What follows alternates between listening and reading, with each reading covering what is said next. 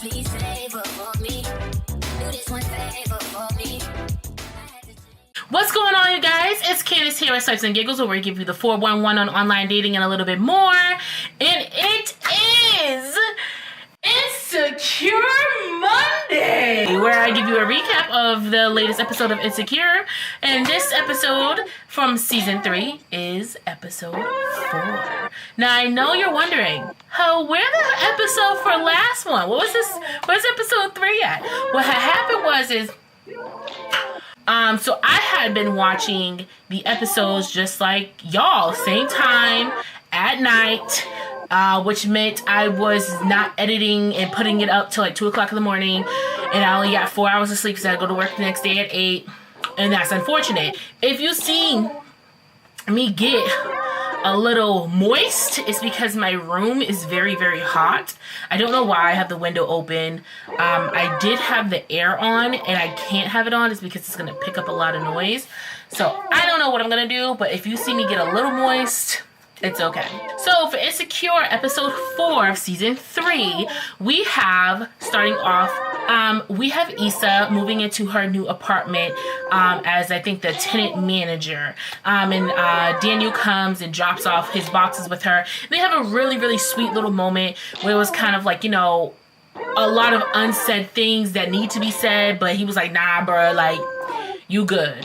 And as he was leaving, like, Molly was coming in, and she was just like, bye, Daniel. Like, it was like a bye, Felicia thing. And I don't understand why Molly's so mad with Daniel, because honestly, it be your friend that be messing up, Molly. It be Issa. I don't think it be Daniel's fault. Daniel just be here. Like, Daniel didn't ask Issa to move in with her, move in with him. Like, Issa just did it. So I don't know why you have such, like, attitude towards Daniel. Like, he didn't do nothing. Daniel just there. You know what I'm saying? I'm tired of people giving Daniel the bad rap. He is a good guy, okay? So Molly's encouraging Issa to be like this great and new person, and Issa's like, stop that, sis, because every single time I become this better and new person, next thing you know, I'm failing at life, everything's crumbling, and I have nothing to live for. So she's like, I'm gonna be the same basic B Issa, and I'm gonna live my life the way I'm supposed to. Moving on into the episode, we see Molly is at work trying to build herself up in the company in this meeting. So I guess they're going over the new files and cases that they were receiving, and they were talking to the director about like what can they do to, you know, basically do better in the case. And she had this guy, I forgot his name, but he went to Morehouse. I think his name is Trevor. It starts with a T. And Molly was sitting there trying to explain her case, and he kind of just overlapped and overtalked her. Oh Jesus, it is hot. Y'all go check them out, okay? I got this at Curl Fest. Y'all go check them out. Anyway, so y'all, it is so hot in my room, Lord. Woo. Okay, let me put it down now. And then Molly, you see Molly is still with her, counselor, which is really good. She stuck to it. And she still talks to her about certain things weekly, bi-weekly, whatever may have you. And then she talks about the guy and how she feels like no one's listening to her work. I'm used to being the star pupil, da-da-da. And then her psychiatrist was kind of like, well, sis, did you ever think about just being like, yo, you need help? Instead of trying to be superior above everybody else? And she's like, oh, yeah. But since Dro, I've been trying to figure out my life. And she's like, who's Dro? That means within the past 6 months, Molly has not told her counselor anything about Dro, because she knew it was wrong. So even though Molly felt it was so good, it was so right, and you could tell that she was ashamed of talking about Dro, because she didn't say anything to her counselor. With your counselor, you're supposed to just spill all your guts so they can give you the outside advice that they need to give you. So the fact that she didn't tell her, that is tea, sis. That is tea. Anyways, so Issa is in her office, kind of just looking around like, I'm still here though.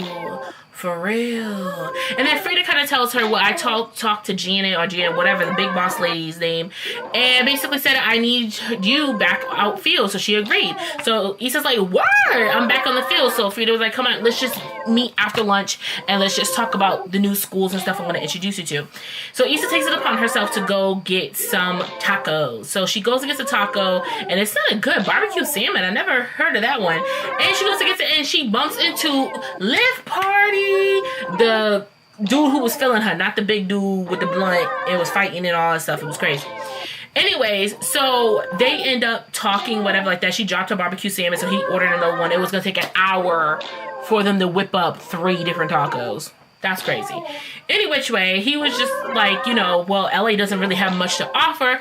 So Issa was like, well, I'll show you around. So she ends up taking him around downtown LA and showing him around everything. And if you remember from the end of last season, there was a lot of things happening, gentrification, and a lot of businesses was selling out or like having people purchase them. And she mentioned this cafe that I believe at the end of season 2, this person was passing out a flyer about it.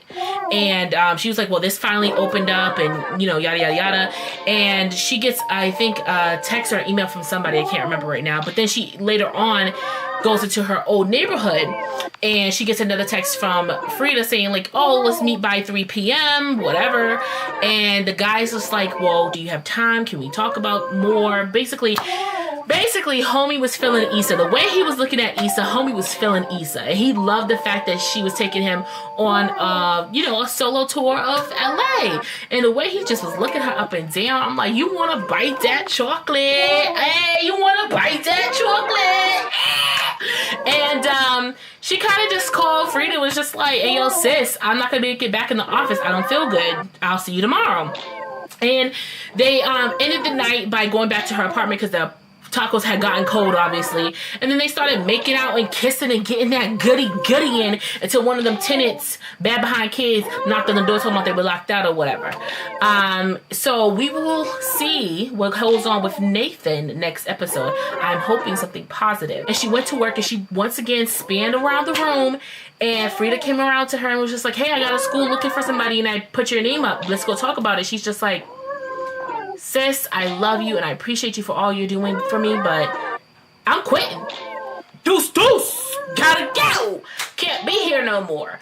And she walked out the office with such confidence and just such power in her chest, and she just knew that she was that bitch. Okay? She just knew in her heart she made the right decision because she needs to move on and be the best person that she can be. And I think everybody gets into a position like that in their life where maybe everything's not going so well for you. Maybe you're having a hard time. Maybe it's just hot as hell in your room and you can't breathe. But you have to make a video for the people. Maybe you're just going through it. You will not be going through this storm any longer because Jesus gonna bring He's gonna take you and place you on your feet and turn your life around. He will never put more on you than you can bear. Can I get a hallelujah? Amen, sis. Amen. But I am happy to see the next episode because they go to Coachella. And of course, this is the Coachella where they had SZA, Cardi B, and Beyonce. Beta, Delta, Sigma. Okay?